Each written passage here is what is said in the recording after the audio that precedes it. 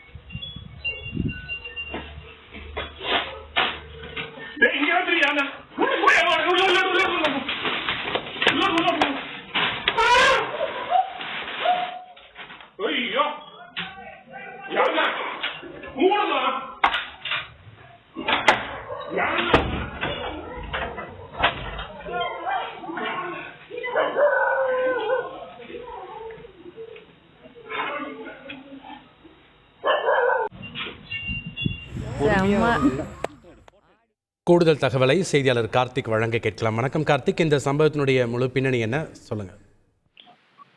வணக்கம்.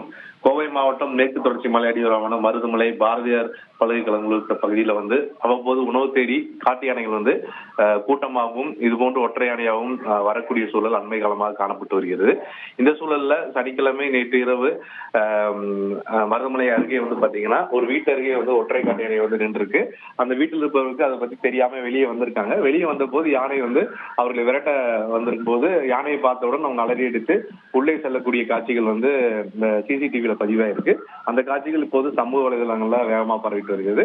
மேலும் மருதுமலை பக்கம் மட்டும் கடந்த 2 மாதங்களுக்கு மேலாக அவ்வப்போது யானை வருவதனால இரவு நேரங்களையும் மாலை நேரங்கள்ல அங்க இருக்கக்கூடிய பொதுமக்கள் கவனமாக வெளியே வர வேண்டும்.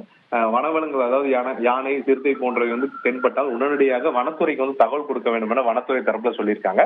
நேற்றும் இது போன்று யானை வனத்துறைக்கு தகவல் கொடுக்கப்பட்டு அந்த யானையானது அடர் வனப்பகுதிக்கு வனத்துறை மூலமாக விரட்டப்பட்டிருக்கு. நன்றி கார்த்திக், உங்களுடைய தகவல்களுக்கு. செய்திகளை உடனுக்குடன் தெரிந்து கொள்ள உடனே சப்ஸ்கிரைப் பண்ணுங்க.